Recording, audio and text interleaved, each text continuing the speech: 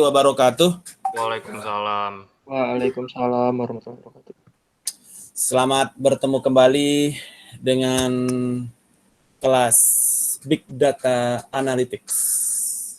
Dan pada malam ini kita masuk ke pertemuan ke-10 yang kita akan membahas Big Data Analytics menggunakan Neural Networks.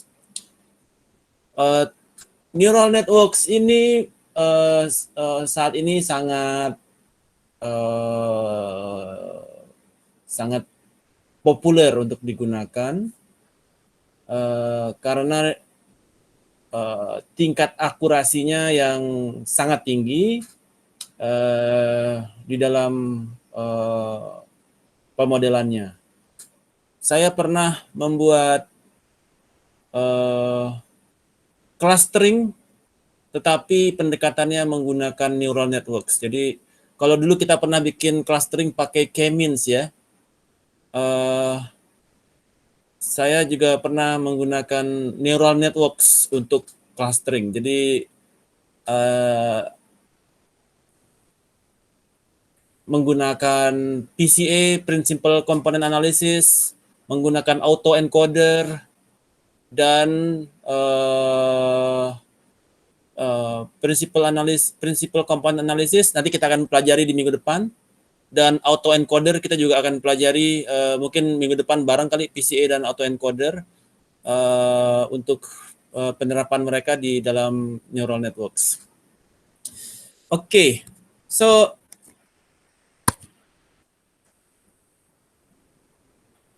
ada banyak sekali use case problem yang bisa kita gunakan di dalam neural networks ya. Contohnya seperti di dalam fintech saat ini, face recognition itu menggunakan neural networks ya. Kemudian untuk neurolinguistic programming ya, natural linguistic programming itu juga menggunakan neural networks. Bagaimana chatbots bekerja itu juga menggunakan neural networks. Jadi saat ini neural network sangat populer digunakan karena dia berupaya melakukan mirroring terhadap cara manusia berpikir ya, dengan semua alternatif yang diberikan. Ini saya berikan use case problem statement bagaimana kita menggunakan artificial neural networks untuk mengidentifikasi apakah banknotes ini asli atau palsu. Jadi sebentar. Jadi use data case datasetnya the data were extracted from images, dari foto ya, images dari uang-uang itu di foto that were taken from genuine and fake banknote, ada yang uang asli atau uang palsu ya. The final images have 400 times 400 pixel. Ada 400 pixel. Due to the object length and distance to the investigated object, grayscale pictures with a resolution of about 660 dpi were gained. Wavelet transform tools were used to extract features from image. Jadi di dalam data ini ada 5 data. Yang pertama yaitu variance of wavelet transform image. Jadi ada kalau foto itu ada variance ya, standar deviasi dan variance-nya terhadap foto yang kita terima. Kemudian skewness ya, apakah dia left skewed atau right skewed. Jadi apakah dia cenderung tebal di kiri atau cenderung tebal di kanan gitu ya. Kemudian kurtosis. Kurtosis itu dalam statistik itu apa ya? Kurtosis itu saya lupa. Kurtosis kalau skew kanan kiri, skew jadi dia skewness kanan artinya dia ke kanan dia memanjang. Skew-nya ke kiri, memanjangnya ke kiri. Variance itu adalah standar deviasi kuadrat. Kemudian karena standar deviasi adalah akar dari variance. Kurtosis ya itu adalah salah satu salah satu measurement di dalam statistik, dan entropy of image. Dan labelnya, apakah dia uangnya asli atau uangnya palsu. Jadi ada data training dan data testing ya. Ada data training di mana data realnya adalah data real atau fake ya. Ini uang palsu atau uang asli. Nah, entropy of image tebal tipis ya, tebal tipisnya dari gambar ya. Oke. Kemudian bagaimana cara dalam contoh ini kita lakukan neural network-nya. Jadi dia mulai dari start, kemudian kita read dataset, kemudian kita tentukan fiturnya dia berdasarkan yang tadi ada variance, skewness, kurtosis, dan entropi. Kemudian kita bagi dataset menjadi data training dan data testing. Kemudian kita menggunakan TensorFlow data structure untuk memproses gambar dan label tersebut. Kemudian implement the model, train the model menggunakan neural networks, kemudian reduce actual output dikurangi desired output, kemudian menentukan apakah ini uang asli atau uang palsu. So, untuk mendapatkan di dalam neural network yang membedakan dengan yang lain adalah proses iterasinya, ada repeating proses.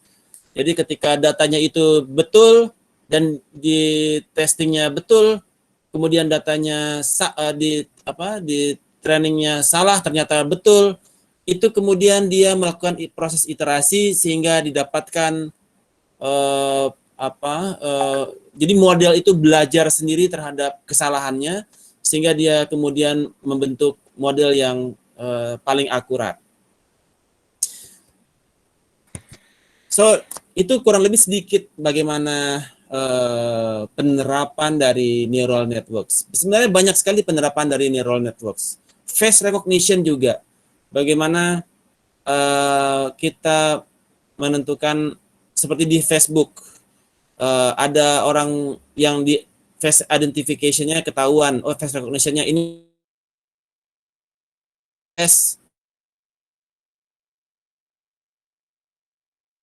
teknologi Facebook untuk face recognition itu dia dapatkan ketika dia mengakuisisi perusahaan teknologi bernama Red Hicks yang menguasai teknologi di bidang face recognition.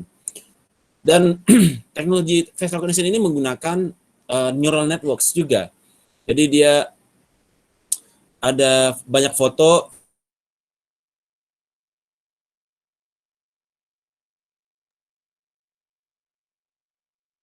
mencari tahu dari semua kemungkinan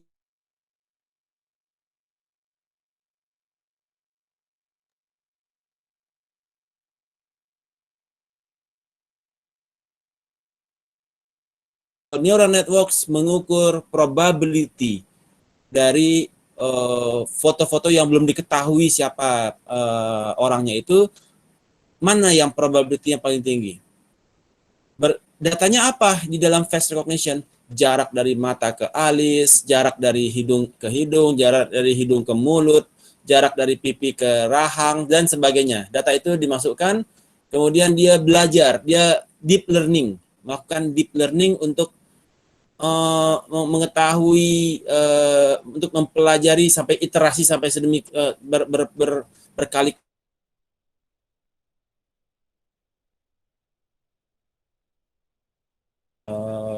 berapa probability ini adalah foto Anda. Neural natural linguistic programming juga hal yang sama, di mana ketika kita bertanya, Anda apa kabar hari ini? Nah, apa kabar hari ini? Natural linguistic programming. Itu juga kita jawaban yang diberikan oleh chatbot itu ada macam-macam. Berapa probability sebaiknya jawabannya A atau jawabannya B atau jawabannya C atau jawabannya D? Ya, berdasarkan pertanyaan Anda. Bagaimana cuaca hari ini? Ini pertanyaannya apa? Apakah ini jawabannya yang mana yang seharusnya dijawab? Jadi dia berupaya untuk mimicking kepada saraf manusia di dalam berpikir. Jadi neural network saat ini menjadi salah satu ikon di dalam penelitian ya, di dalam deep learning dan juga artificial intelligence. So, agenda kita di malam ini adalah untuk memahami apa yang dimaksud dari neural networks, kemudian apa yang menjadi motivasi di belakang neural networks ini, kemudian yang pertama adalah mengapa kita menggunakan neural networks, kemudian apa yang disebut dengan neural networks, apa yang dimaksud dengan single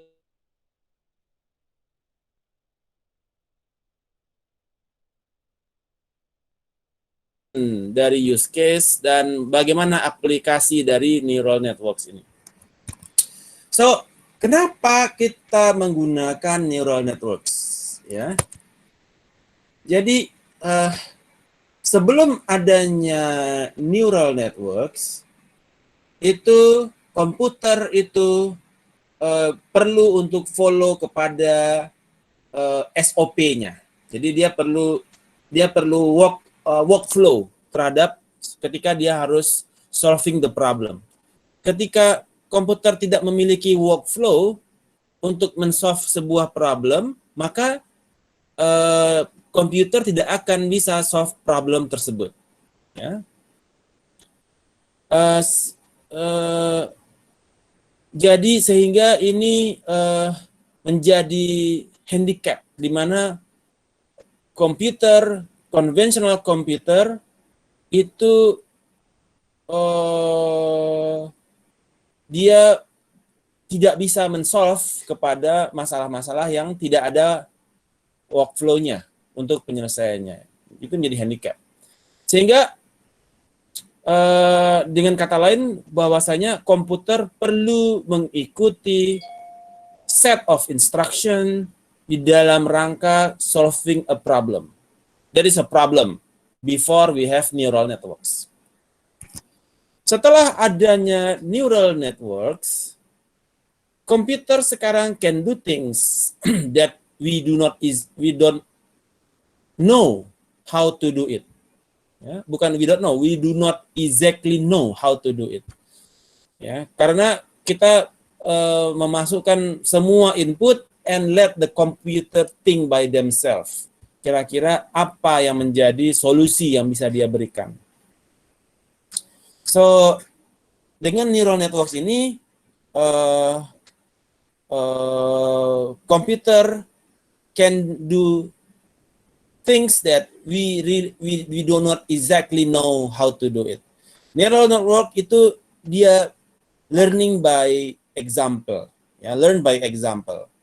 They cannot be programmed to perform a specific task. Jadi dia sifatnya umum ya. So they learn by the example. Mereka melakukan iterasi di dalam prosesnya dia. Iterasi pertama salah. Iterasi pertama akurasinya cuma 50%. Iterasi yang ke-100 akurasinya 60%. Iterasi yang ke-500 akurasinya 80%. Iterasi yang ke-900 akurasinya 79%. So, dia selalu belajar, learning by example. Itu yang menjadi strengths, core dari neural networks. Apa yang menjadi motivasi behind the neural networks? Motivasi di belakang neural networks adalah the building blocks of a neural networks is a neuron, saraf. Saraf ya. Jadi an artificial neuron works much the same way the biological one does. Jadi manusia itu dia full of alternatives. Jadi dia itu kalau ada masalah datang ke kepala, maka saraf itu dia akan berpikir kepada banyak alternatif. Oke, saya diberi saya ada problem A. Oke. Apa saja alternatif yang Anda miliki? Ada 1, 2, 3, 4, 5, 6, 7, 8, 9, 10. Ya. Mana yang paling memberikan impact kepada Anda? 1, 2, 3, 4, 5, 6, 7, 8, 9, 10. Kemudian baru di dalamnya hidden layer, dia mulai mengukur segala macam. Kemudian sampai dia mengambil outputnya untuk mengambil keputusan. Oke, saya pilih yang kelima. Keputusannya adalah yang 5 akan saya lakukan karena dia memberikan impact paling besar. So itu adalah cara berpikir neuron manusia, cara berpikir manusia yang dia coba untuk mimicking, meniru cara berpikir manusia. Jadi kalau di saraf itu ada yang namanya dendrit yang receive signal from other neuron. Kemudian mitokondria yang mana itu adalah sel di dalam tubuh, ya. Kemudian ada akson yang digunakan untuk mentransmit signal kepada sel-sel yang lain. So di dalam neuron ini ada sel body, nucleus, dendrit, kemudian nodes dan lain-lain sebagainya. Jadi banyak sekali jenis-jenis saraf yang ada di dalam. So neural networks tujuannya adalah bagaimana saya meniru sistem saraf manusia dalam pengambilan keputusan. Kemudian di dalam neural network itu ada beberapa. Salah satunya ada yang disebut dengan artificial neural networks. Ya. Apa yang disebut dengan artificial neural networks?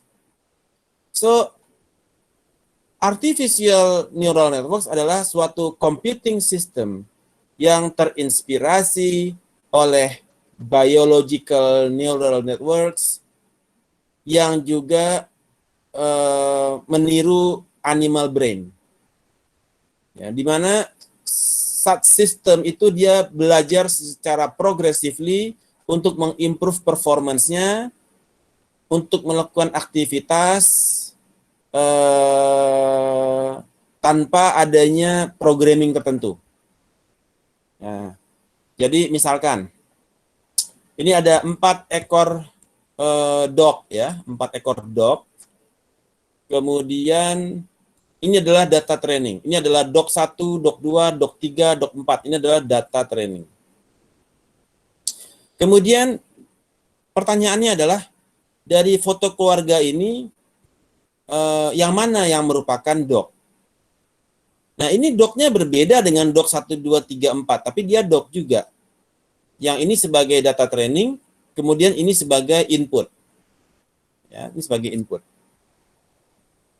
Tanpa adanya neural network, maka nggak bakal ketahuan nih bahwasanya ini dog. Karena fotonya aja udah beda. Fotonya begini, yang ini begini, nggak ada yang cocok gitu ya. Nah, tanpa neural network maka tidak bisa untuk diketahui yang mana yang dog secara automation ya. Nah, dengan adanya neural network, oh ada anjing nih di foto ini. Ternyata dia bisa menemukan, oh yang 1, 2, 3, 4 ini udah pasti bukan anjing. Tapi yang ini probability-nya anjing besar banget gitu. Kenapa? Yang ini orangnya berdiri semua. Yang ini tangan dan kakinya kena lantai. Jadi dia bisa mengatakan bahwasanya probability bahwasanya ini anjing besar sekali dibandingkan yang 4 ini. Nah, itu kita bisa menggunakan artificial neural networks.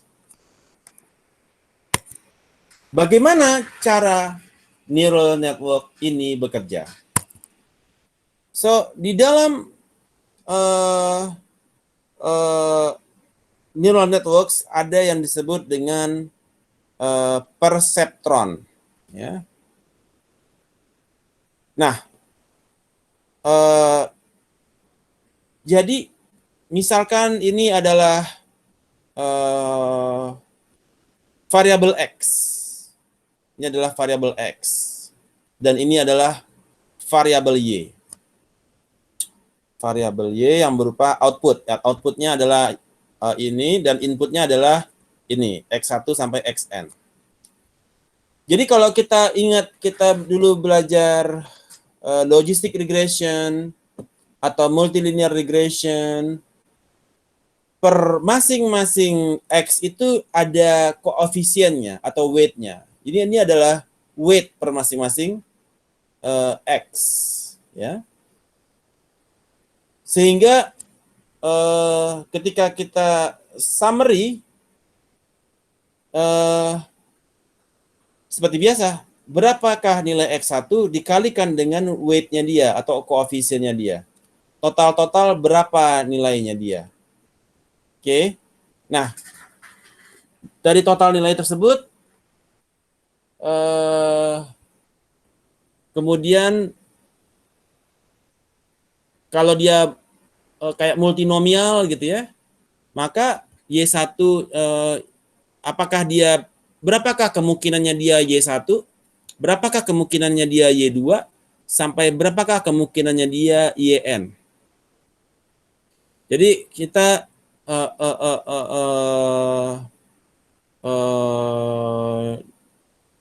jadi dari data X tersebut kita bisa mengetahui berapa nilai Y, outputnya apakah Y1 sampai dengan YN. Nah, kemudian di dalam neural networks ini secara umum baru ya, jadi saya belum jelaskan secara detail secara notes-nya ya. Jadi ada yang disebut dengan X sebagai variabel independent,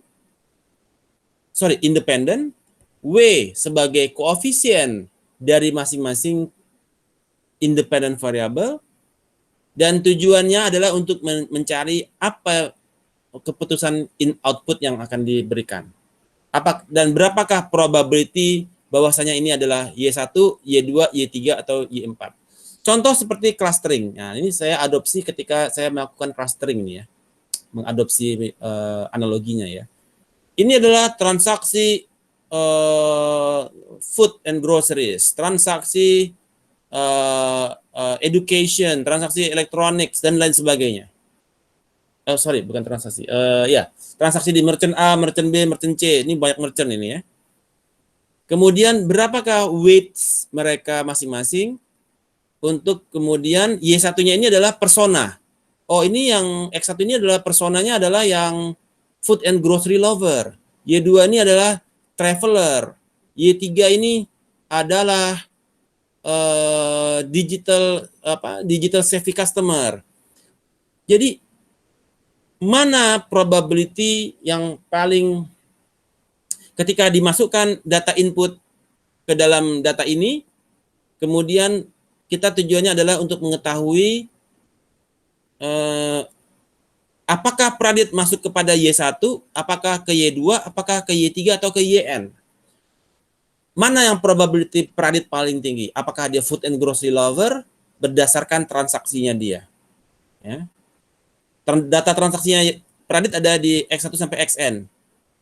Ya, di mana koefisien ini sudah didapatkan sebagai hasil dari data trainingnya dia. Jadi data trainingnya udah dapetin koefisiennya per masing-masing, tinggal masukin transaksinya si Pradit. Kemudian kita mengukur per masing-masing Y1, Y2 sampai YN ini Pradit probability-nya berapa. Itu secara umum. Kemudian Apa yang dimaksud dengan perceptron? In the training mode, the neuron can be trained to fire from particular input pattern. Ya. Nah, jadi ketika di dalam training mode, neuron itu dia bisa menjadi, jadi output dari neuron bisa menjadi input bagi nodes berikutnya. Jadi dia ada, karena dia ada di dalamnya ada hidden layer ya, ada yang hidden layer di tengah, di mana output dari input yang dilakukan itu menjadi output bagi hidden layer. Kebayang nggak ya Anda ya?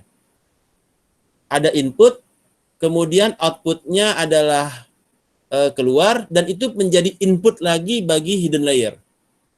Kemudian output dari hidden layer menjadi input lagi bagi hidden layer berikutnya.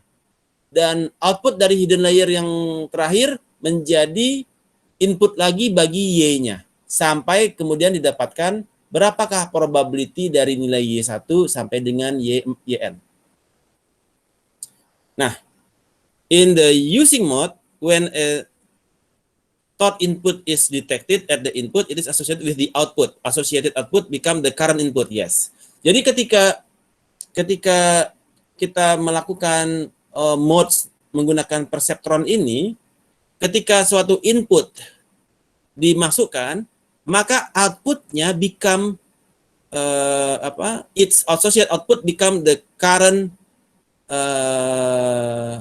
output. Jadi maksudnya menjadi output kemudian akan menjadi input bagi nodes berikutnya. Kemudian activation function. Ada bermacam-macam bentuk activation-nya. Ada yang berupa step function, ada yang berupa sign function, ada yang berupa sigmoid function. Kita udah pernah mempelajari ya. Sigmoid function dia pakai dari 0 dan 1 ya. Sorry, ini dia pakai dari 1 sampai min 1. Nah, sampai min 1 bisa. Kalau dia sigmoidnya pakai min 1 bisa. Kalau dia sigmoidnya di tengah artinya 0 sampai 1 ya. 1 sininya 0. Oke. X-nya bisa dari 1 sampai min 1. Bisa juga X-nya dari 0 sampai 1. Ya, jadi bisa didesain sigmoidnya bisa digeser ke kanan, maka dia Y-nya adalah 1 dan 0, X-nya kalau yang ini adalah Y-nya adalah 1, ini 0, X-nya adalah 1 sampai min 1. Nah, ini menggunakan sigmoid function untuk neural networks. Kemarin sigmoid yang kita gunakan adalah 1 dan 0, tapi X-nya adalah 0 dan 1. Ya. Kemudian step function juga sama, 1 dan 0, tapi dia bisa X-nya sampai 1 dan min 1. Sign function, Y-nya dia 1 dan min 1, X-nya 1 dan min 1. Jadi ada berbagai alternatif untuk activation function. Bagaimana kita melakukan perceptron training dengan analogi? Nah, kalau kita analogikan, misalkan Anda mau pergi ke sebuah festival, jangan bir ya, festival durian ya. Anda mau pergi ke festival durian. Oke. Kemudian your decision will depend on multiple factors. Bagaimana cuaca saat itu? Apakah hujan? Apakah cerah? Terus yang kedua, decision-nya tergantung kepada multiple factor. Yang kedua adalah apakah istri Anda akan ikut atau suami Anda akan ikut? Kemudian apakah public transportnya ada angkot atau ada bus ke sana? Nah, ada 3 faktor yang mempengaruhi kepada pengambilan keputusan Anda. Nah, sehingga datanglah input. How is the weather? Ya. Oh, kalau kalau 1 weathernya good, 0 weathernya bad. Nah, ini pakai sigmoid 1 dan sigmoidnya pakai yang X-nya 1 dan 0 juga nih, ya. Pakai dummy variable sigmoidnya. Jadi sigmoidnya pakainya yang ini agak ke tengah. Set. X-nya 0 dan 1. Y-nya dia 1 dan 0. Oke, inputnya 1 dan 0. Kemudian apakah your wife is going with you? X2 1 dan 0. 1 pergi, 0 nggak ikut. X3, any public transportation available? Oke, 1 available, 0 tidak available. Jadi ada input ya kepada model. Nah, output yang diharapkan adalah 1, Anda pergi tuh pesta duren. Atau 0, Anda stay di rumah aja, nggak jadi berangkat. Nah, inilah inputnya, dan ini adalah output yang akan Anda ambil keputusannya. So, let's prioritize our factor. Suppose for you the most important factor is weather. Jadi yang paling penting bagi Anda misalkan adalah cuaca. Jika tidak bagus, Anda pasti nggak bakal pergi. Bahkan kalau istri Anda ikut dan ada angkot pun, ya Anda nggak bakal pergi. Ya, kalau cuacanya jelek. So, ketika X1 sama dengan 1, atau cuacanya bagus, maka outputnya definitely you will go. Untuk pesta duren di Blok M Square. Misalkan begitu. Nah, kemudian berikutnya adalah Anda perlu meng-assign weight atau koefisien kepada masing-masing input. Jadi, kalau dia X1 itu dia weight-nya 6, W2 2, dan W3 2 misalkan. Ya. W1 adalah weight atau koefisien yang associated with the input X1. W2 adalah weight associated with the input X2. W3 adalah weight yang associated with input X3. Jadi kalau W1 sama dengan 6, W2 2 dan W3 3, kalau W2-nya dia 0 dan 0, 1 kali 6 dengan threshold 5, maka 6 di atas 5, maka dia go. Ya. Ketika dia good, dia bakal fire, dia bakal go. Kalau dia nggak bakal fire kalau weather is bad. Irrespectively kepada other inputs. Kemudian kalau dia yang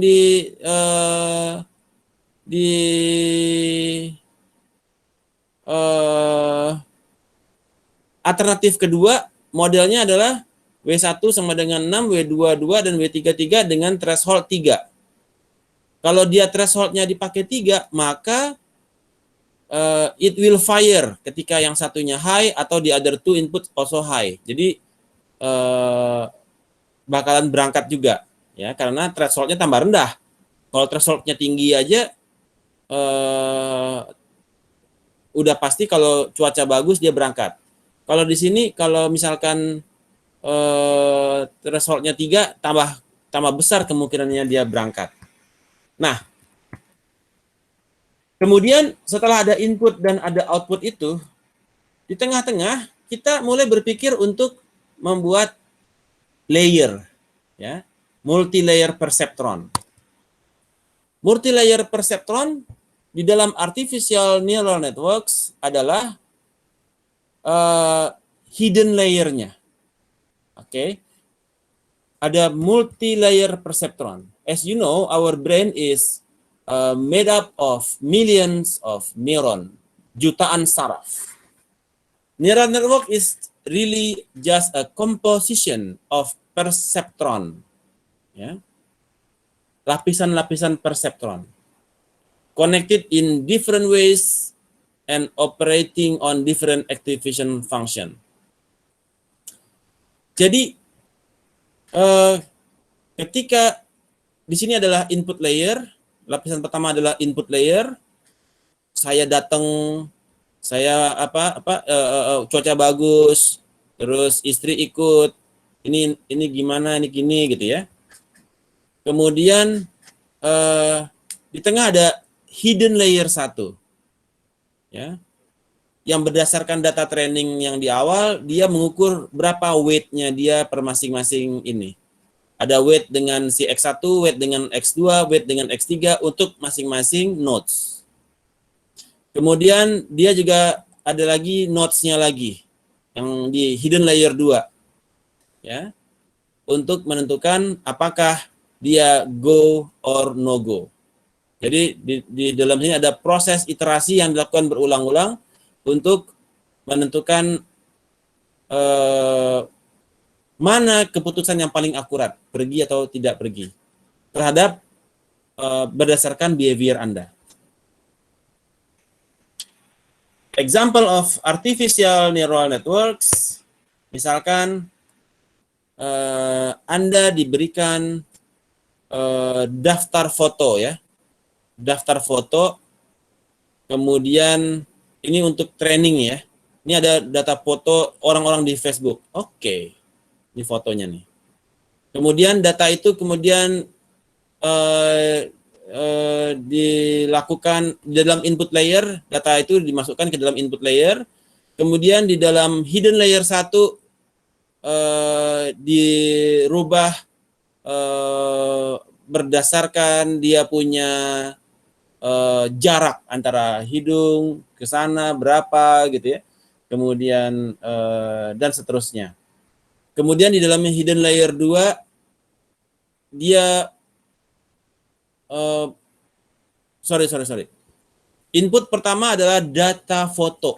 Oke, data foto. Kita dapetin data foto. Oke. Bahwasanya untuk Pak Pradit datanya sudah ada fotonya Pak Pradit di sini.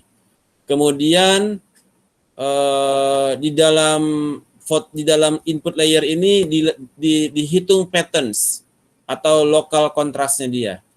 Oke, berapa jaraknya, berapa ukurannya, berapa distance antara mata dan mata. Kemudian hidden layer pertama adalah dia mengukur per masing-masing nodes ini berapa koefisiennya dia. Mana yang paling menentukan di dalam face recognition ini? Apakah jarak dari mata ke mata? Berapakah koefisien jarak dari mata ke mata? Berapakah koefisien dari hidung ke mulut? Berapakah koefisien dari telinga ke telinga jaraknya?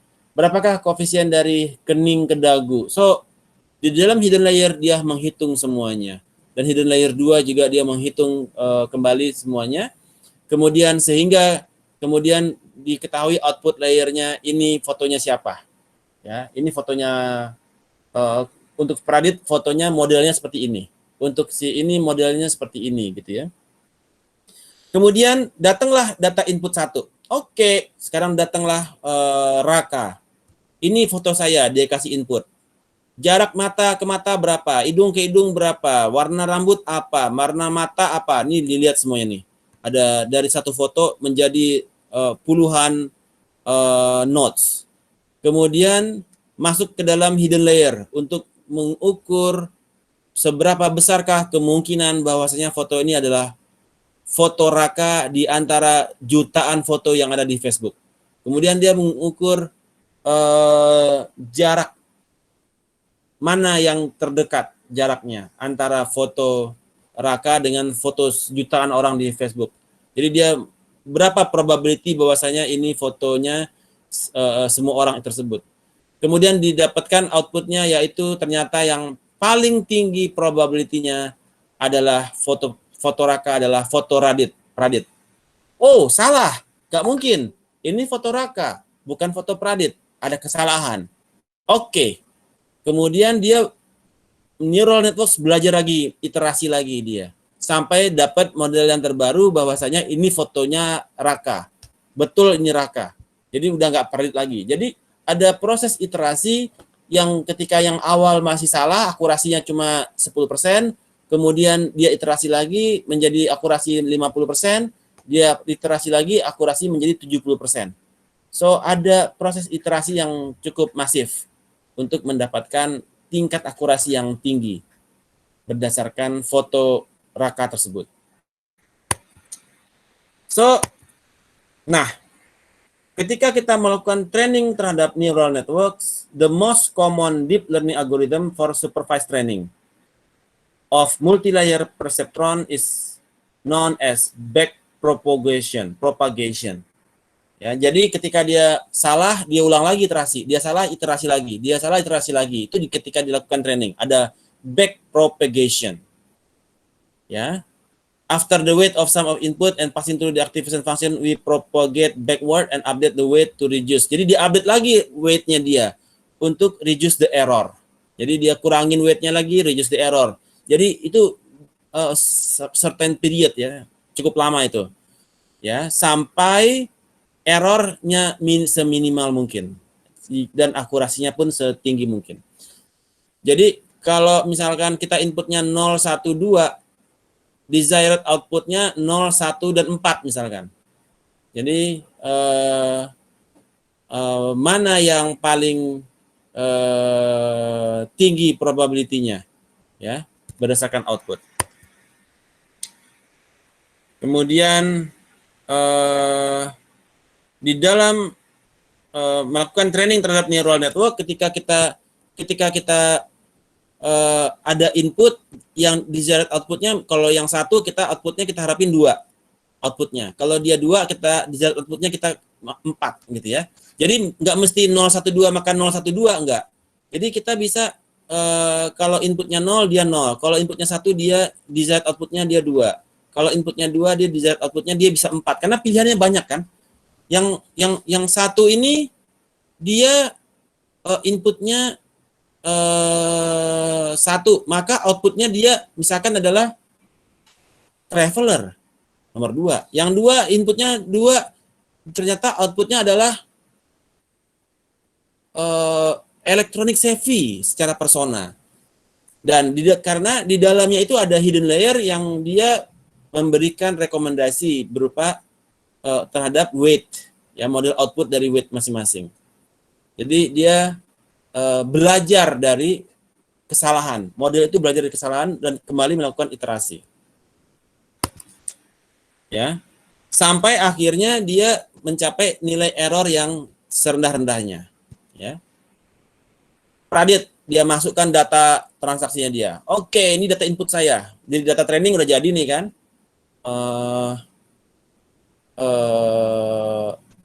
Data training, oke, anggap belum data training. Jadi satu kelas kita 30 orang. Datanya masuk semua. Jebret. Oke. Kemudian 15 orang untuk data training. Ternyata Diana adalah food lover. Ya, fact yang betulnya adalah Diana food lover. Kemudian Pradit adalah traveler. Raka adalah electronic savvy. Oke, sudah selesai data training. Masuk yang 15 berikutnya, ternyata Raka yang pertama akurasi udah bagus, ya. Kalau dia akurasi masih jelek, dia masih iterasi terus. Oke, dapat. Sekarang datanglah Raka, dia input oleh Raka terhadap neural network tersebut. Dia input datanya dia, dan kemudian neural network menentukan, oke, Raka ini adalah food lover. Oh, Raka ini adalah restoran lover. Oh, Raka ini adalah solo traveler dan lain sebagainya. Jadi data input yang testing bisa untuk menggunakan model yang telah secara neural network sudah dilakukan, yang melakukan proses iterasi yang banyak tadi sebelumnya, dan dia bisa menempatkan berapa dia nilainya, probability-nya paling besar ada di mana. Di mana absolute error dan square error-nya juga dipastikan dia rendah sekali berdasarkan hasil iterasi tersebut. Right. Di dalam training neural networks itu dia ada di dalam proses iterasinya tersebut bisa saja dia terjadi penurunan weight dan juga peningkatan weight, ya. Ketika square error diturunkan, ya, dan weight dinaikkan, maka dia posisinya berada di sini, ya. Ketika dia weight-nya ditambahkan dan square error dinaikkan, maka dia berada di sini, koordinatnya dia untuk akurasinya dia. So, di dalam neural networks, makanya diperlukan proses iteratif untuk kita bisa mendapatkan di mana letak koordinat yang kita inginkan, ya, untuk akurasinya. Alright.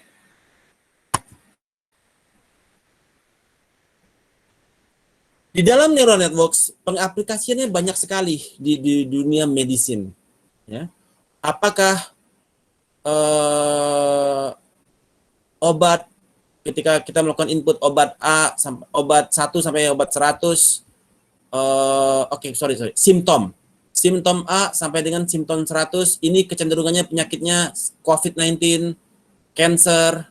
Nah, itu banyak menggunakan neural networks. Simptomnya panas, ini, dan ini. Maka dia adalah COVID-19. Kalau ini dan ini, maka DBD. Kalau ini dan ini, maka ini. Jadi, di dalam neural networks ini dia melakukan proses iterasi. Oh, salah. Dia model ulang sampai akurasinya dia mendekati 100%. Untuk kesehatan terutama, ya. Kemudian ingredients dari obat. Obat A mengandung amfetamin atau mengandung paracetamol, mengandung ini dan ini dan ini. Ini untuk penyakit apa? Itu juga menggunakan neural networks, ya. Kemudian di dalam marketing kita juga menggunakan neural networks. Saya bikin clustering juga menggunakan neural networks, ya. Clustering menggunakan neural networks, mengadopsi PCA, Principal Component Analysis, dan lain sebagainya. Karena transaksinya ribuan, ya.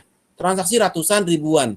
Jadi, salah satu cara untuk ngakalinnya dia adalah menggunakan PCA, Principal Component Analysis, di mana kita bisa mengubah transaksi yang ribuan menjadi hanya 5 transaksi. Dia membentuk kepada nilai transaksi yang berbeda.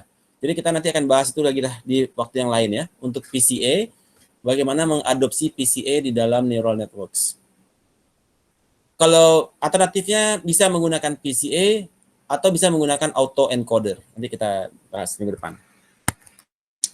So, itu yang merupakan kurang lebih terhadap teori dari neural networks. Ada pertanyaan? Questions? Pak, hidden layer ini berguna untuk processing, habis itu buat segmentasi, habis itu buat training datanya gitu ya, Pak? Untuk bisa disaring menjadi hasil yang akurat gitu. Iya. Jadi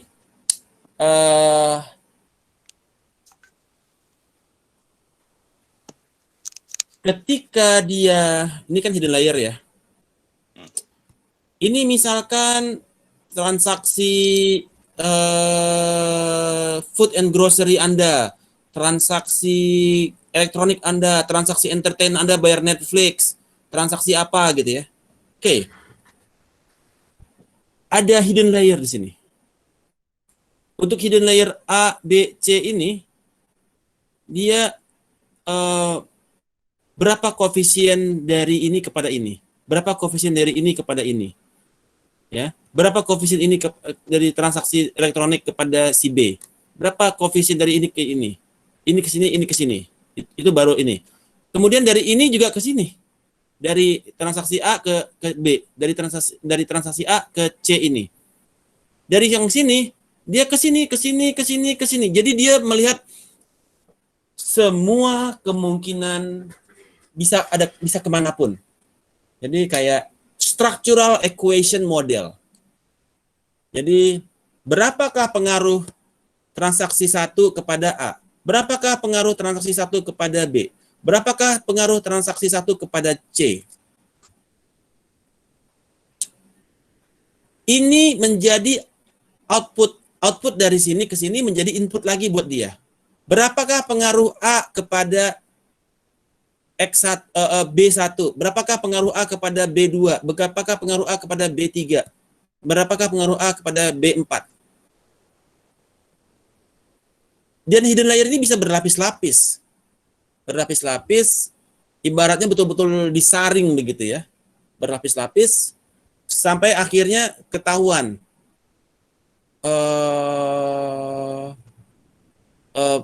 Dan sampai akhirnya mendapatkan output layernya dia. Nah, output layernya ini adalah untuk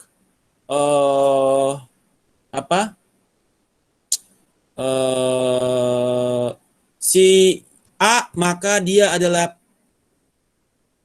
food and grocery lover. Si B adalah dari sini ya. Misalkan ini adalah food and grocery personanya. Persona A, persona B, persona 1, persona 2, persona 3, persona 4. Berapakah probability-nya si Pradit untuk dia adalah persona A? Berapakah probability-nya si Pradit untuk persona B, persona C, persona D? Ternyata hasilnya adalah benar. Pradit itu personanya adalah persona A. Diana personanya adalah persona B. Raka personanya adalah persona C. Ya. Dan itu menjadi output layernya mengatakan bahwasanya Pradit adalah personanya A. Dan akurasinya, jadi dari sini setelah kita dapatkan probability-nya masing-masing, maka ditentukan apakah Pradit A 1 atau 0, yes atau tidak. Probability-nya di sini. Yang B tidak, C tidak, D tidak. Jadi dia Pradit adalah yang A. Food and grocery lover. Nah, data training itu baru. Sekarang datanglah si Feby. Feby datang dengan transaksinya dia dari 1, 2, 3, 4, 5 transaksi. Dimasukkan data Feby, terus hidden layer yang di dalam berpikir, kemudian iterasi yang dengan iterasi yang sebelumnya dia untuk menentukan berapakah probability Feby ini yang persona A, persona B, persona C, persona D.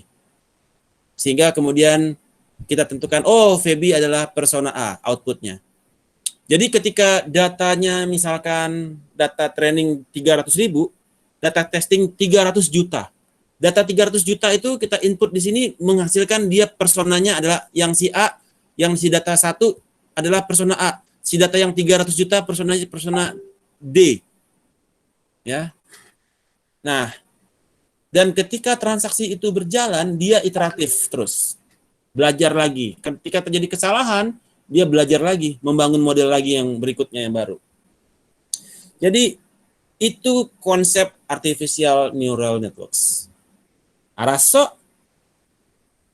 Khalas? Pronto, Pak. Saya reply. Pronto? Oke. Okay. Any other questions? Yang lain sudah pronto semua? Oke. Baik. Kemudian bagaimana penerapannya? Bisa macam-macam. Kalau dengan seperti biasa, main gampang dulu. Dengan IBM SPSS Modeler. Jadi ini ada di dalam SPSS Modeler itu ada yang untuk neural networks. Mana ya neural networks? Ting tung ting tung ting tung. Decision, regression, PCA. Ini ada PCA-nya juga. Jadi kalau PCA nanti neural networks. Nah, ini neural networks. Jadi ada data di mana ini datanya adalah data transaksi, data produk. Kemudian ini adalah berapa harganya. Kemudian ini adalah berapa promotionnya dia, berapa dia anggarkan untuk promosi, dan berapa penjualannya dia setelah sebelum promosi, berapa penjualannya dia, dan sesudah promosi dia berapa penjualannya dia. Ya, jadi ini adalah data produk, data cost, ini biaya promosinya dia, ini adalah salesnya dia sebelum dan sesudah promosi. Kemudian Ini untuk marketing ini ya kayaknya nih. Kemudian ini dia melihat dia mengukur after dan before. Kemudian ini audit data type. Yang outnya adalah dia bikin data baru untuk increase untuk berapakah peningkatannya dia untuk increase-nya dia. Sebentar, kalau gitu kita outputnya kita lihat dulu. Ini kan dia udah pakai data increase nih. Artinya dia ada data baru yang terbentuk. Oke, iya betul. Before dan after, berapa dia peningkatannya dia, increase. Increase-nya itu menggunakan after dan before, after dikurangi before, dibagi before, dikali 100%. Oh, dia mau lihat berapa persentasenya dia peningkatannya. Oke, tadi ini before 119, after 112 dikurangi 119 dibagi dengan 119 sama dengan 6,7% peningkatannya dia. Oke, datanya udah masuk. Kemudian ini define types, set, kemudian ini in, after di none, kemudian outputnya adalah increase-nya. Jadi kemudian ini adalah untuk di running untuk neural networks, di mana neural networks-nya dia menggunakan partition data, ada data training dan data testing. Kemudian options-nya dia menggunakan best network. Oke, dengan menggunakan layer 1, menggunakan satu layer, ya, one layer, dia hanya menggunakan satu layer. Kemudian analyze-nya, oke, kemudian kita execute, di sini bisa di-execute, cek, di-execute. Nah, ini sudah dapat hasilnya di sini, execute-nya dimasukkan, kemudian kita lihat angkanya seperti apa, table-nya, execute. Nah, terjadi increase, kemudian berapa peningkatannya,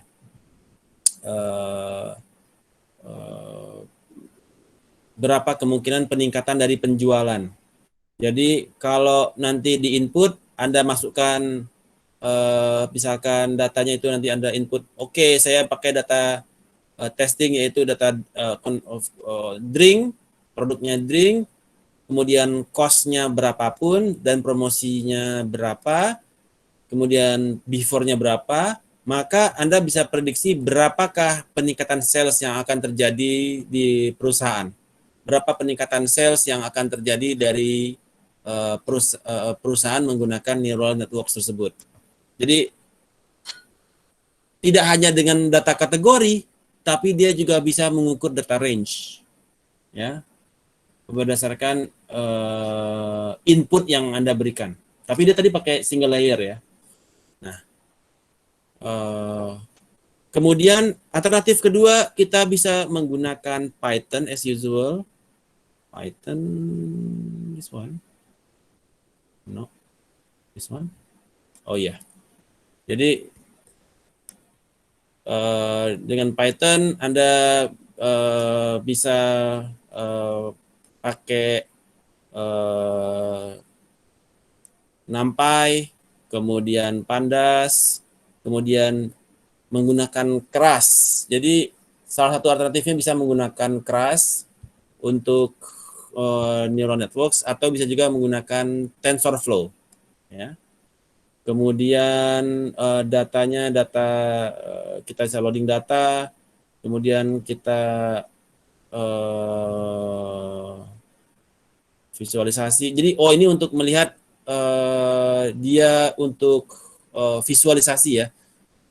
Ini angkanya berapa? Misalkan Anda kayak misalkan Anda nih jalan-jalan ke Rusia misalkan. Kemudian Anda ada aplikasi tuh. Jadi Anda kan Anda misalkan naik pergi umroh nih. Anda nggak bisa bahasa Arab, nggak bisa nahwu sorof gitu, ya.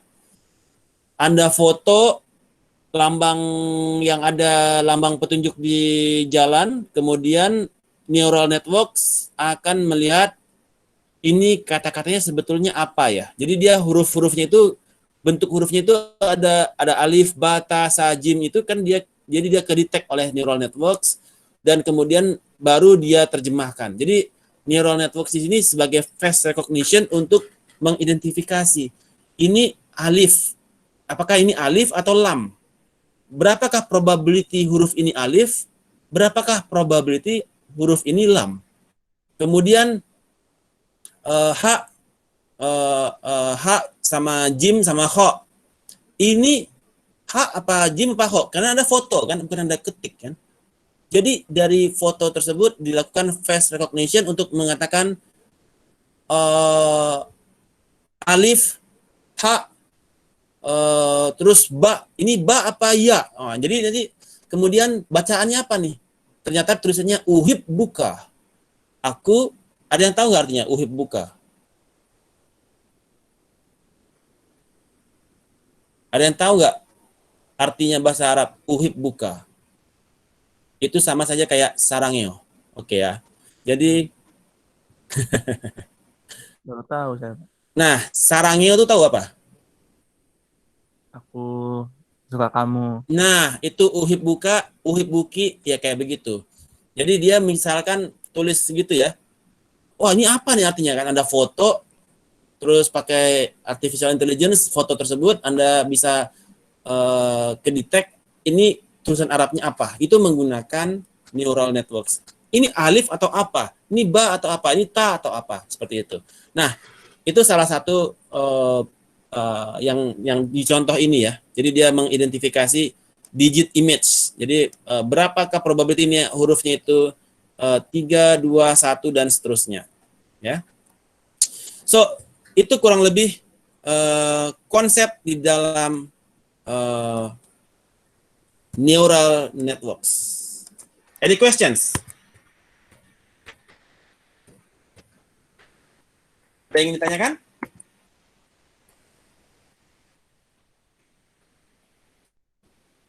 Tidak ada, Pak. Alright, good. So, okay.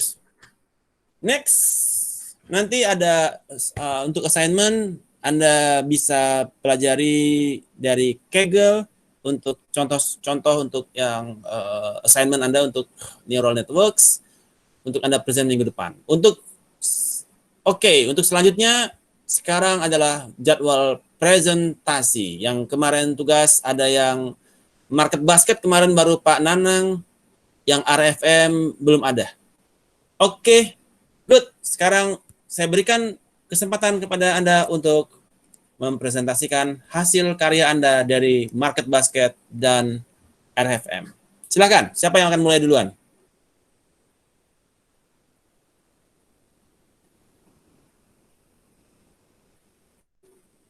Sudah yang itu market basket kemarin udah ada 3, yang ada 5 tuh yang submit.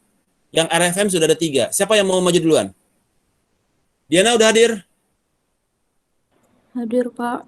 Yang RFM sudah kan? Udah. Yang market basket juga sudah? Sudah. Oke, silakan duluan deh. Bentar, Pak. Kok kayak agak lemes Diana? Enggak, Pak. Lagi ini. Sebentar, Pak. Yang lain siapa setelah Diana? Tulis di kolom chat. Udah kelihatan ya, Pak? Sudah.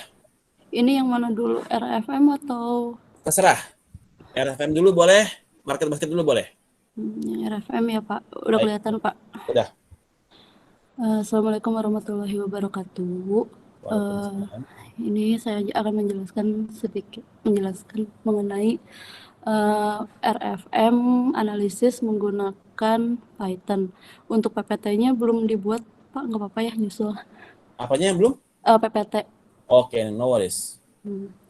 Jadi ini seperti biasa menggunakan library Pandas, Matplotlib, Squarify. Sebenarnya ini nggak dipakai sih karena dia buat visualisasi data, cuman nggak saya pakai.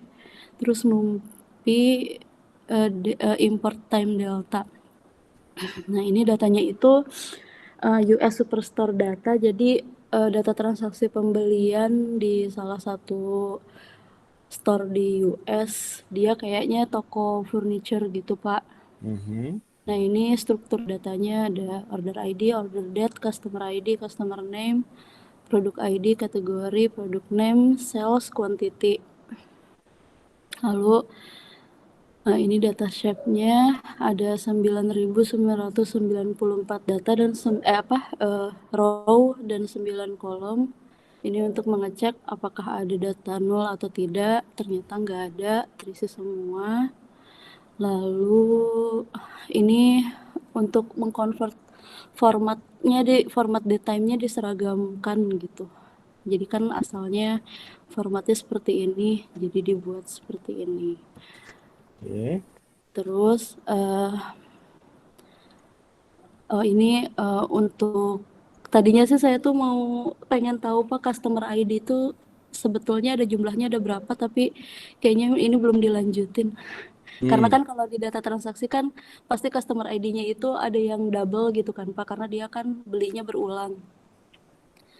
Kan belum Kalau customer ID kan dia harusnya unik. enggak, maksudnya itu kalau di data transaksi sini kan kalau dia customer-nya baliknya berulang kali kan otomatis ada duplikasi data gitu. Betul. Tinggal diagregasi kan? Iya, tadinya tuh pengen tahu sebenarnya customer-nya itu ada berapa sih di transaksi ini gitu. Oh, berapa Gitu. berapa customer-nya yang Iya, ada berapa. yang remove duplikatnya lah ya, yang Iya, uniknya ada berapa, iya. transaksinya berapa kali ya. Jadi Iya, kita bisa ketahuan. nah Terus itu belum dilanjut Pak yang nyari jadi duplikatnya Anda itu. pakainya invoice aja. eh iya. Oke, oke. Nggak ada masalah. Lalu Terus? ini sih saya samar-samar sih Pak. Mohon koreksi kalau salah ini memahaminya. Jadi snapshot date ini kayaknya dia tuh untuk menghitung order date-nya gitu deh Pak. Saya kurang paham sih ini fungsinya itu buat Oh, apa sih oke. gitu. Untuk mengukur resensinya dia Oh gitu. dari tanggal data order Mm-mm. date-nya dia sama tanggal sekarang berapa hari. Oh gitu. Nah kayaknya ini pun juga untuk perhitungan itu sih Pak. Hampir sama, cuman saya belum cari referensinya. Maksudnya ini tuh gimana. Hmm. Nah ini kalau yang order ID kan di count jadi untuk frekuensi jadi dijumlah gitu.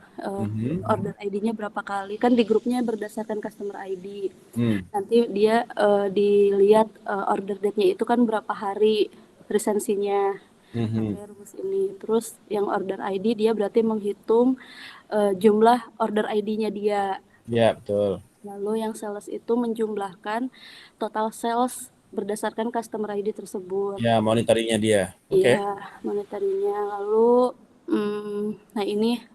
nah ini kita nge-rename kolomnya yang tadinya order date jadi resensi, order ID jadi frekuensi, salesnya jadi monetary. Hmm.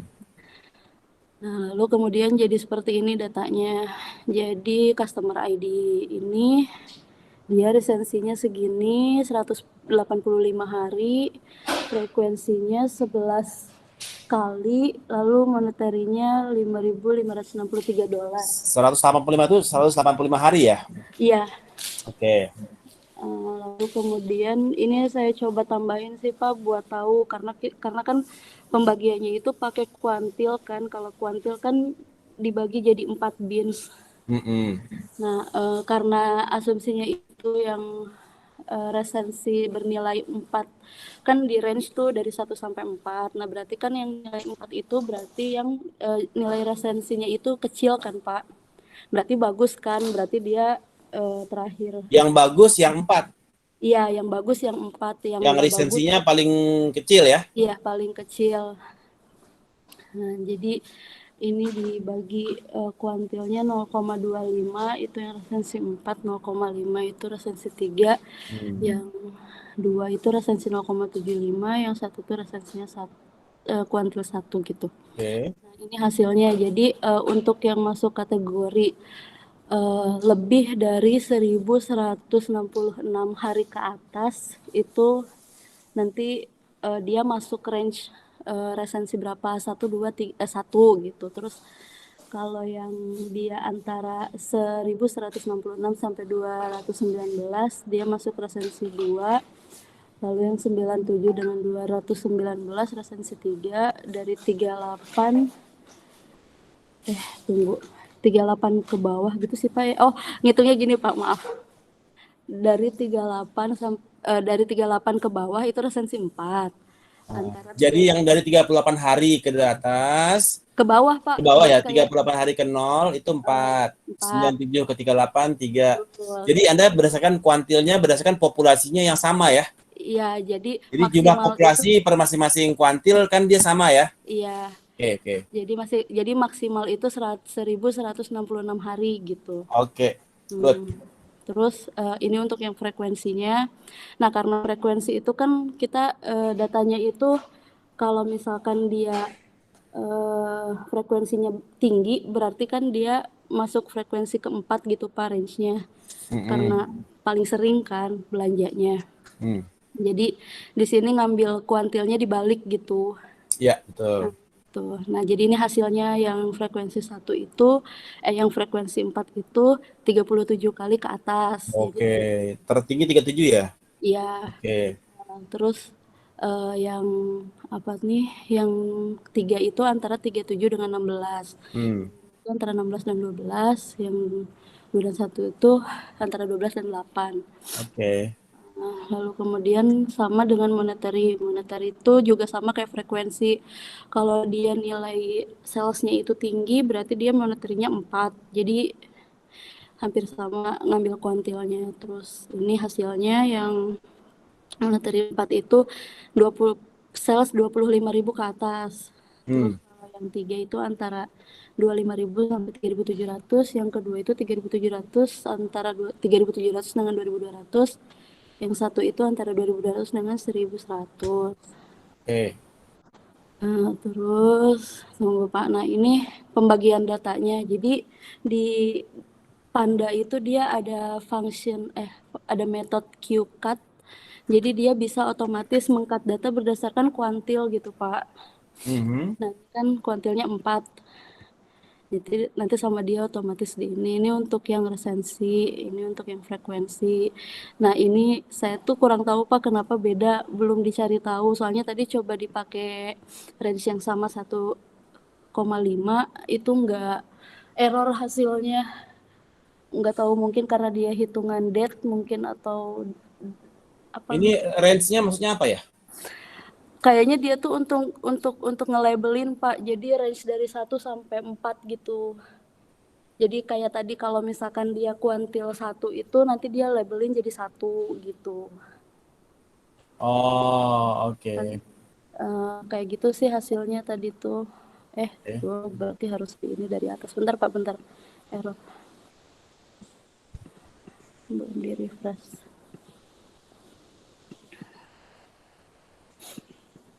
Ini ada pakai Kaggle ya?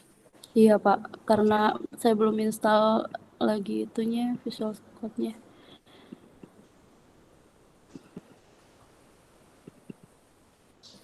Nah ini, nah terus ini kan dimasukin Pak yang R itu group value-nya yang resensi yang ini R groups dimasukin, yang F itu F groups yang ini. Hasil QCuts-nya itu dimasukin ke dalam kolom R, F sama M. Jadi ini hasil klasifikasi range-nya gitu. Jadi kayak misalkan ini resensinya 185, dia masuk range mana nih? Oh, range kedua. Terus ini frekuensinya 11 masuk range mana? 2 gitu. Oke. Ini segini monetary-nya mana? 4. Nah, terus dihitung RFM score-nya. RFM score-nya itu kalau ngelihat dari contoh yang diambil tuh dia dijumlahkan Pak si ini. Jadi kayak misalkan R-nya 2, F-nya 2, M-nya 8 dijumlahin jadi 8. Jadi RFM score-nya itu 8. Oke. Ini jadi 7 misalkan seperti itu. Oh, jadi berdasarkan penjumlahan ya. Kalau saya Iya. kemarin kan berdasarkan matriksnya ya. Oh gitu. Iya Pak. Ya, oke. Ada beberapa alternatif sih. Terus? Oh gitu. Ya.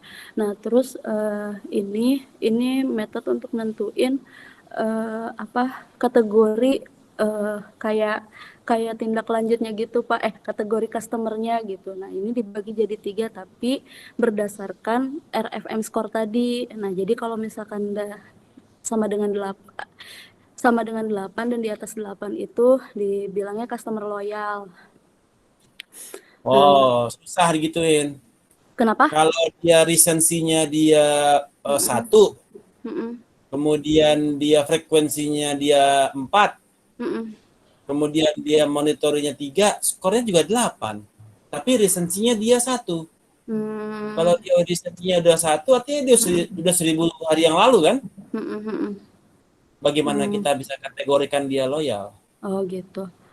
Oh ya udah Pak. Jadi Berarti dalam hal ini perlu juga visualisasi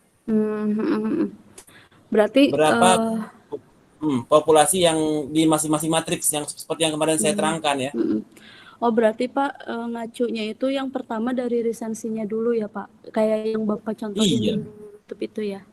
Oh ya. Kalau kita pakai penjumlahan, Mm-mm. kita nggak tahu resensinya kan, Karena skornya 10 aja. oh iya. Bagaimana kita tahu loyal? Sementara dia resensinya dia udah 1000 hari yang lalu.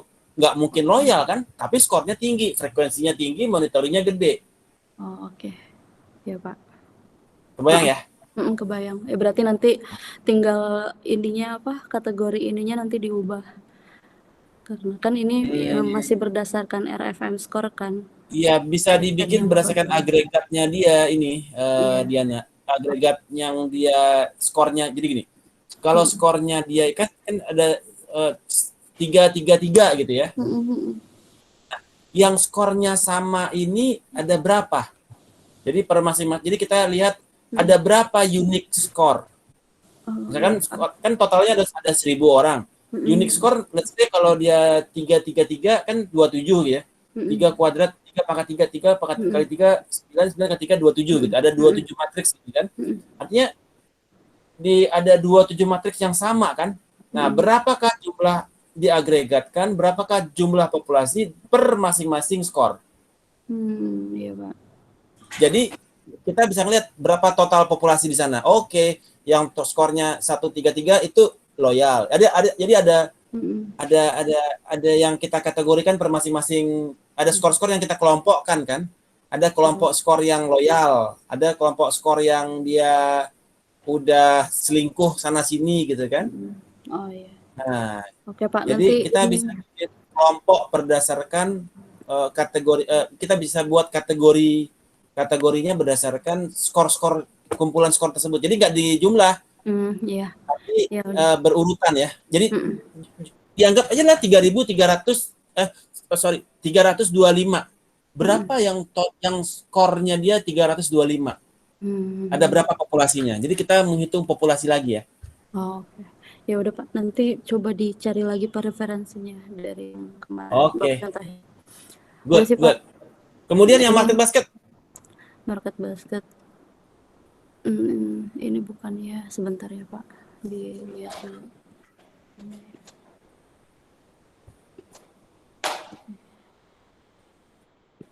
Tunggu, udah di-save belum? Bentar Pak.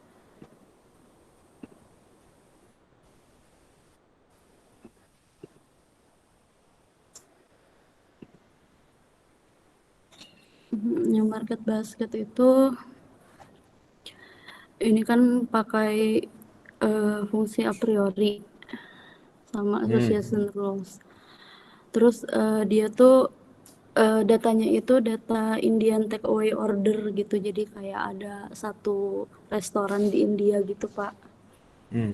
Nah ini data transaksinya, ada order number, order date, item name, quantity, product price, total product. Terus jumlah datanya ada 74.818 row, ada 6 kolom. Ini untuk mengecek nol datanya. Terus ini di grup by berdasarkan order number dan item name. Kayak di apa sih sebutannya tuh Pak? Ditransformasiin gitu nggak sih Pak? Ditranspos. Iya ditranspos. Jadi nama kolomnya itu apa? Naik ke atas. Iya jadi produknya itu Ya. jadi nama kolom gitu. Ini order numbernya. Nah ini sih kebetulan nggak kelihatan sih, tapi kalau ke bawahnya itu nanti ada gitu, satu order ini satu gitu. Oke. Nah lalu kemudian, nah ini buat di ininya kalau misalkan dia 0 itu jadi 0, kalau dia lebih besar sama dengan 1 berarti dia return 1. Jadi nanti datanya itu cuma 0, 1, 0, 1. Artinya berarti kalau yang 1 tuh dibeli, kalau 0 tuh enggak gitu. Oke, good. Terus? Terus ini, kalau ini sih kayaknya nama kolomnya ya Pak. Nama produknya. Terus, nah ini apply map and code units. Berarti tadi yang fungsi ini dimasukin ke dalam data frame-nya, jadinya gini. Nah ini kan kayak ini ada angka 1, berarti di order ID segini dia dibeli gitu. Ini bisa dilihat semuanya. Nah terus, nah yang ini Ini berdasarkan order ID atau customer ID? order Pak. Kan Oke, kalau nggak ada marketplace customer-nya. kan produknya kan Pak yang dilihat. Ya bisa juga sih. Oh bisa customer-nya juga. Karena order kan artinya si orang gitu juga kan? Iya. Customer ID. Ya, oke, no worries. Terus? Iya. Terus ini fungsi a priorinya. Ini data basket set, data frame-nya, min support-nya 0,05, use call names-nya true.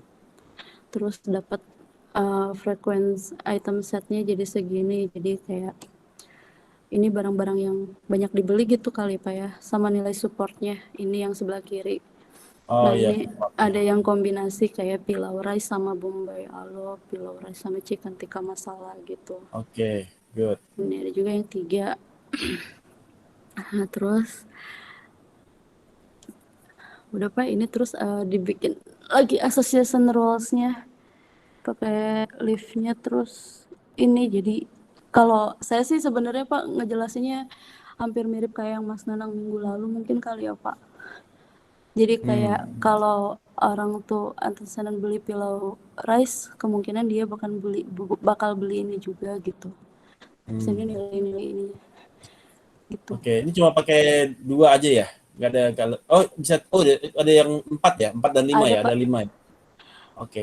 Kadang-kadang yang dia tuh kadang-kadang terbalik ya. Cuma bolak-balik doang kan itu 4 dan pelau gitu kan. Pelau dan 4 gitu kan. Jadi dia bolak-balik ya. Iya sih biasanya ada yang kayak gitu Pak. Iya, oke. Udah Pak, terus tinggal gitu. disort berdasarkan dia punya lift. Bisa disort berdasarkan confidence-nya bisa. Ya depend on your appetite ya. Appetite Anda mau pakai secara lift atau secara confidence. Itu bedanya apa Pak? Secara confidence dan secara lift itu menunjukkan apa? Ya kan beda-beda. Secara support juga bisa. Kalau support berapa transaksi A ke B dari transaksi A semua. Itu support. Confidence berapa transaksi, ikutin yang rumus kemarin deh, diterangin. Kan rumusnya beda-beda itu. Oh oke. Ya udah Pak. Lift Nanti juga dicek. berdasarkan confidence dibagi dengan supportnya. Jadi depend on your appetite terhadap mana yang menjadi priority ya terhadap kombinasi yang mungkin akan Anda jadikan produk holding untuk penentuan rack jarak tempat atau bisa penentuan untuk produk bundling yang akan Anda jual berupa paket dan seterusnya. Berarti untuk penentuan kayak bundling gitu kita bisa pakai, entah itu bisa pakai berdasarkan confidence atau lift atau support gitu ya Pak ya? Enggak, jangan pakai support, pakai confidence atau pakai lift. Oh gitu. Support itu kan cuma berapa transaksi A ke B dari seluruh transaksi A ya. Tapi itu cuma supportnya aja. Untuk menentukan kita melihat berdasarkan confidence atau lift. Oh gitu. Berarti nanti si confidence-nya pakai rumus yang di itu terus Ya, yang kita lift-nya- sort berdasarkan confidence tertinggi ya. Oh gitu. Berarti kalau tertinggi berarti kemungkinan dibelinya lebih. Iya, kita bisa prefer itu kita pakai untuk produk bundling penawarannya. Oh berarti tinggal. Dan ini nggak cuma produk ini aja, jadi dia bisa saja kepada transaksi yang terjadi transaksi yang activity yang dilakukan oleh pelanggan Anda, transaksi yang terjadi di website, apa saja yang dilakukan oleh orang ini sampai dia menuju ke landing page. Nah, itu yang Google Analytics lakukan juga menggunakan market basket. Oh gitu. apa yang dilakukan oleh Google Analytics di dalam penentuan journey map customer mulai dari dia Google Search Engine sampai dengan dia masuk ke landing page Anda, itu dia juga menggunakan a priori. Jadi Google Analytics itu menggunakan a priori di dalam penentuan journey dari customer-nya. Oh, setelah lihat Google Search Engine, dia masuk ke website A, website B, kemudian baru ke website saya. Jadi apa yang mana yang supportnya tertinggi, confidence-nya tertinggi, lift-nya tertinggi. Jadi itu yang kemudian dimunculkan oleh Google Analytics di dalam lamannya dia untuk menunjukkan, oh ini loh step-step yang dilakukan oleh pelanggan Anda sebelum masuk ke website Anda. Yang ini ya loh yang lift-nya tinggi, yang ini loh yang confidence-nya tinggi. Jadi yang mana, sehingga kalau Anda ingin meningkatkan conversion rate dari produk Anda, jadi Anda harus melakukan koordinasi dengan step-step tersebut. Mana yang akan Anda melakukan partnership, mana yang akan Anda tawarin untuk affiliate marketing, mana yang Anda tawarkan untuk cost per click dan lain sebagainya, berdasarkan rekomendasi a priori yang diberikan oleh Google Analytics. Kebayang nggak maksud saya? Iya, kebayang. Pantesan kalau kayak misalkan kita lihat barang apa e-commerce gitu, terus nanti tiba-tiba kita buka artikelnya apa, iklannya tentang barang yang baru kita lihat gitu ya Pak ya. Kebayang ya? Kebayang. Jadi inilah penerapan big data di dalam e-commerce. Penerapan big data analytics di dalam e-commerce industry. Alright, applause untuk Diana. Good job. Terima kasih, Pak. Siapa selanjutnya yang ingin tampil? Saya Pak. Silakan, Nanang. RFM ya Nanang? RFM Pak. Oke.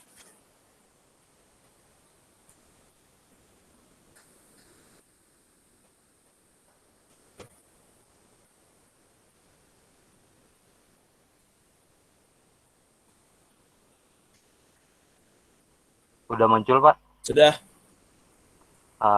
Saya pakai Python juga. Kebetulan yang saya pakai di sini data dari sampel database-nya SQL Server yang saya convert ke SQLite. Ini Northwind SQLite ini. Jadi ini data kantor Anda nih? Bukan. Ini sampel database terkenal banget, jadul ini Pak. Oh, yang North itu ya? Northwind. Northwind ya? Oh, oke. Anda pakai data Northwind. Oke. Menarik. Terkenal sekali itu. Iya Pak. Terkenal banget ini database. Semua orang pakai itu ya untuk belajar ya? Iya Pak. Nah ini untuk saya bikin dashboard SQL gitu. Ya, silakan. Ini saya sudah convert ke SQLite, jadi supaya bisa dipakai menggunakan ini, karena yang paling simpel modul SQLite 3 sih di Python. Oke. Nah ini inspect tabel dari database-nya. Yang kita butuhkan hanya order dan order detail. Di sini saya select data yang diambil, hasilnya ini, tabel hasilnya ini. Semua ada quantity, ada order ID. Order ID sama dengan invoice ID. Order date, customer ID, quantity, unit price, order value-nya ini total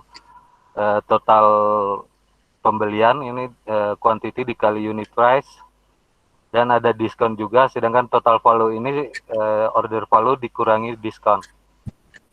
Oke. Yang akan saya gunakan nanti sebagai monetary-nya ini yang total value-nya, karena ini pembayaran real-nya kan dari customer-nya.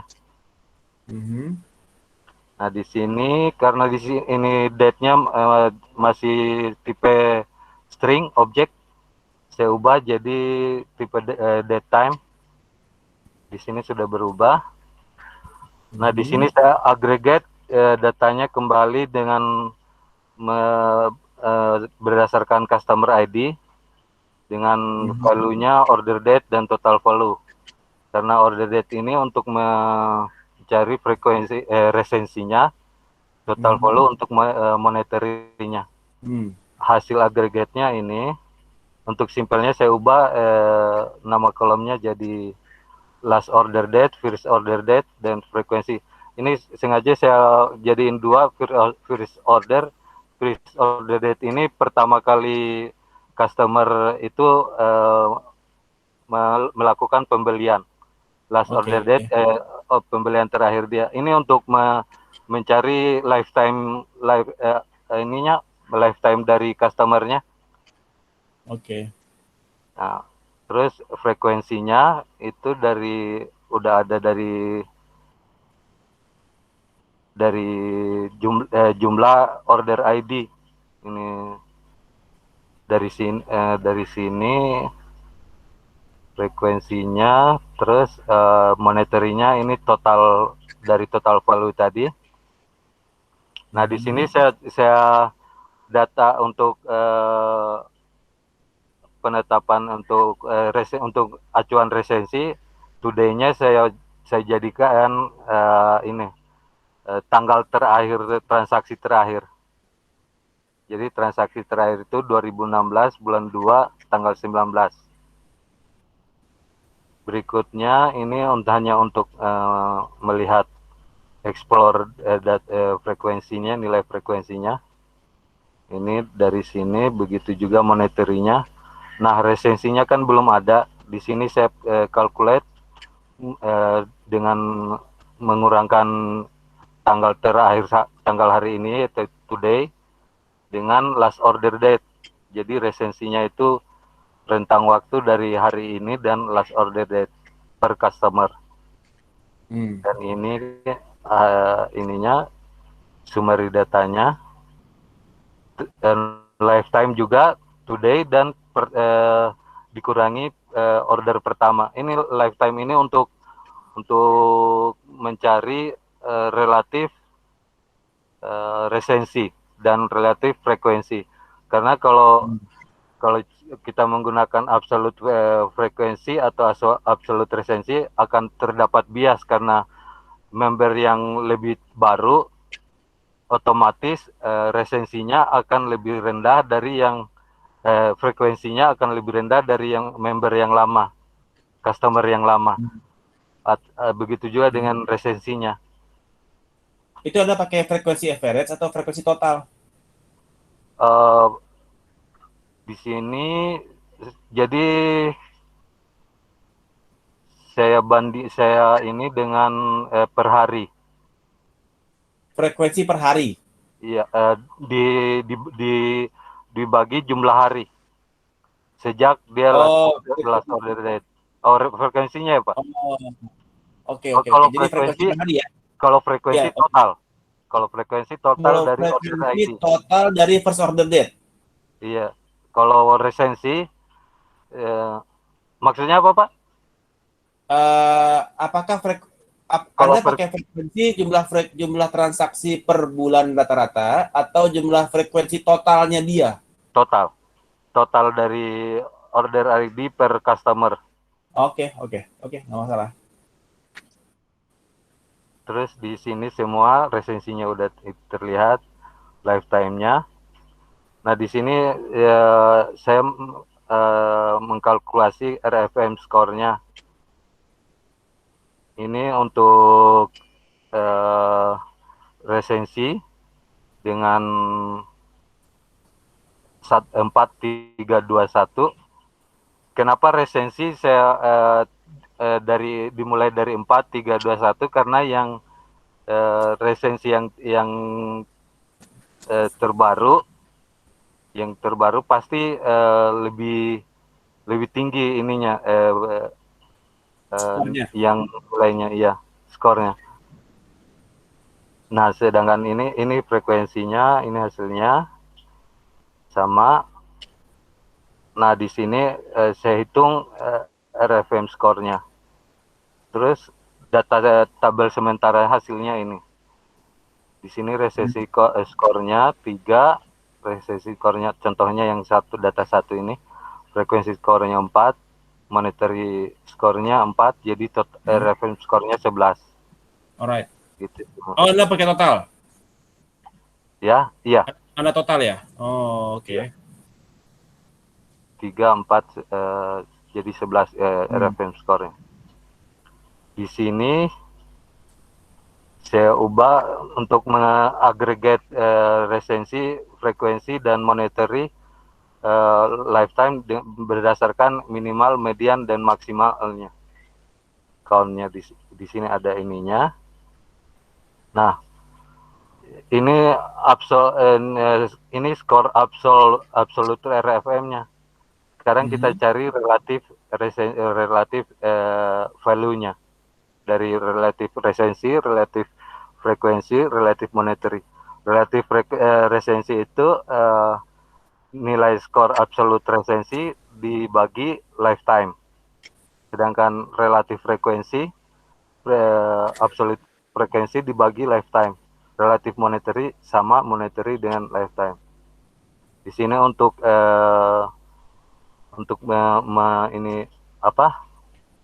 mengkelompokkan skornya di masing-masing 4, 3, 2, 1, 1, 2, 3, 4.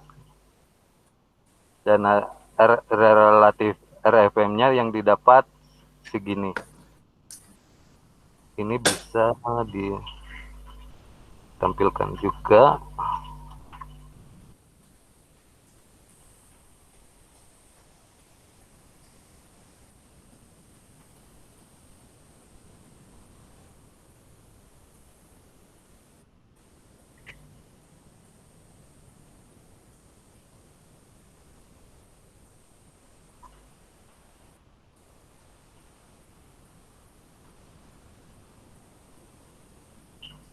Ini skornya, RFM skornya yang relatif. Nah, di sini ini perbandingan yang absolut dan relatif. Karena datanya sebenarnya tidak terlalu variansinya tidak banyak. Karena gini, Nanang, sama case-nya kayak yang di Diana. Bagaimana Anda tahu resensinya kalau skornya 11? Oh, nanti di bawah, Jadi, Pak. bukan. Skornya kan 332, 123. Sebetulnya skornya ya 123 itu, bukan di jumlah. Iya, tapi nanti ada di bawah saya ini, Pak. Oh, oke. Oke. Nah, di sini untuk sampel labelingnya, true false. Di sini untuk ini cuman kriteria untuk labeling aja. Nah, di sini untuk kalau ordernya dalam customer ini mengorder dalam 25 hari terakhir benar, dan jumlah ini berarti resensinya benar. Terus frekuensinya di atas 200, value-nya di atas 5K. Kebetulan ini transaksinya customer-nya tajir semua, Pak. 5 juta semua. Jutaan semua total ininya. Jadi ini, nah hasilnya ini. Terus di sini segmentasinya. Hasil segmentasinya Bentar. Di situ segmen skornya ada total ya? Maksudnya?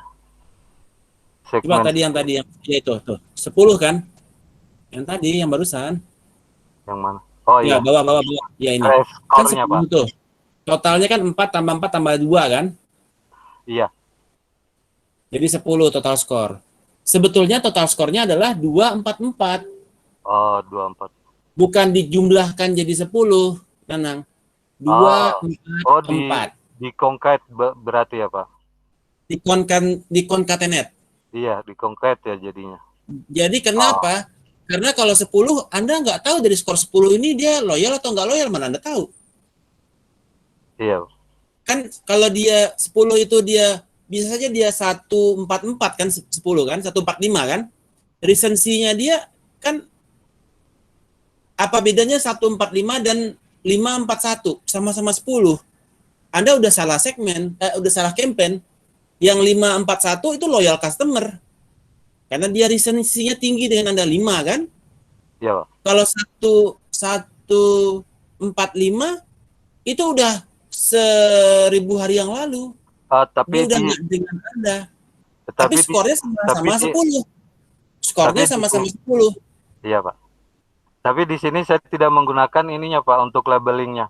Saya tidak menggunakan RFM score-nya, tapi berdasarkan masing-masing resensi dan frekuensi. Oke, coba lihat. Di sini untuk labelingnya, ini transaksi di bawah 25 hari terakhir. Saya kelompokkan jadi kalau misalnya dia 25 hari terakhir false, kalau dia lebih dari 25 hari terakhir dia melakukan transaksi berarti false. Kalau di bawah dalam 25 hari terakhir true. Jadi berdasarkan resensinya dan frekuensinya dan monetarinya, bukan dari RFM score-nya, total RFM score ini sebenarnya cuman buat tampilan aja, tidak dipakai sebenarnya, Pak. Jadi berapa populasi yang di sini 5 yang 444 itu ada berapa orang populasinya? Yang kalau yang 444 ini ada 11 orang. Tahu dari mana? Dari ini. Ini kan kalau kalau true ini true 4. Gimana caranya? Kalau dia skornya 444, total populasinya berapa? Oh. Kalau dari skor itunya. Tapi bukan skor, yang nilainya 444. Oke. Kan kita concatenate kan? 444 dia kan jadinya kan? Iya. Nah, ada berapa populasinya? Nah, itulah orang-orang yang loyal dengan Anda. Yang skornya dia berarti di sini yang harus diubah nih, Pak. 144. Nah, itu dia udah lama, tapi orangnya bagus tapi udah lama nggak dengan Anda. Maka kampanyenya harus bikin apa dengan mereka supaya mereka balik ke Anda. Mereka minta rujuk dengan Anda gitu kan? Iya. Bang, rujuk dong Bang, gitu kan? Dia minta balik dia. Kenapa? Anda tawarin rumah. Oh, nih gue kasih rumah nih. Kalau lo mau gue kasih rumah. Iya deh Bang, rujuk ya Bang, gitu kan? Iya, Pak. Kebayang maksud saya. Jadi Anda sedikit lagi tuh, tinggal bikin matriksnya aja. Tinggal diagregat per masing-masing skor ini, total populasi agregatnya berapa. Berarti di sini Pak yang dirubah ini nantinya. Iya. Ini soalnya saya jumlahkan. Harusnya di concatenate di sini. Iya, di concatenate, bukan di jumlah. Kalau di jumlah kita nggak tahu dia 123 sama 321 udah nggak ada beda kan? Iya. Artinya campaign yang jadi nanti ketika Anda di deck Anda, oh yang masing-masing matriks ini populasinya berapa? Ah, dari situ baru Anda tawarin ini campaignnya apa ini buat mereka-mereka ini. Dan itu di deck. Jadi nanti di grup berdasarkan RFM score-nya ya, Pak? Yes. Iya, di grup. Jadi nanti output terakhirnya adalah yang matriks itu.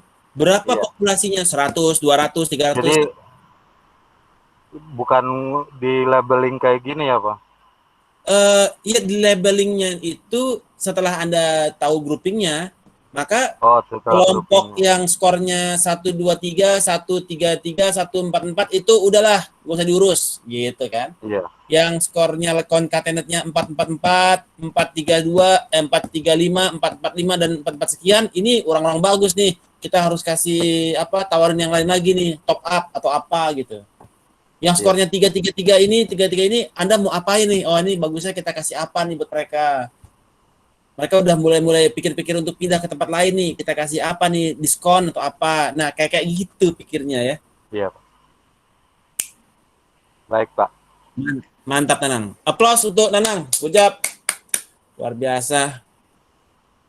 Berikut, siapa yang mau tampil berikutnya? Sudah ada yang ready untuk tampil?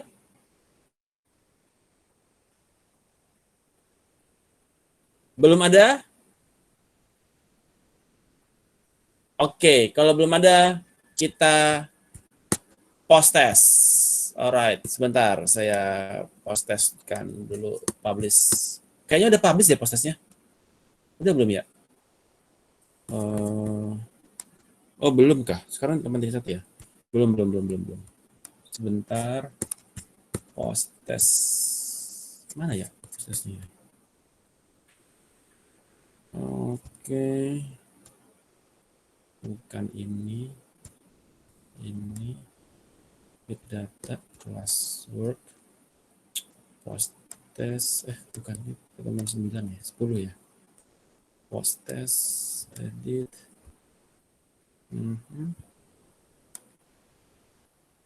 Oke, sudah saya assign. Silakan dikerjakan post testnya, presentation, quiz, general, listriknya dicabut, quizesnya.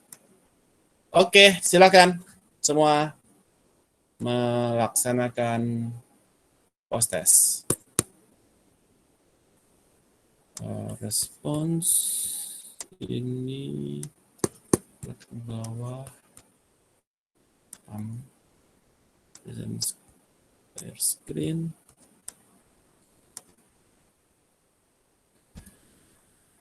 Oh, yang videonya stop aja. Oke, silakan dikerjakan.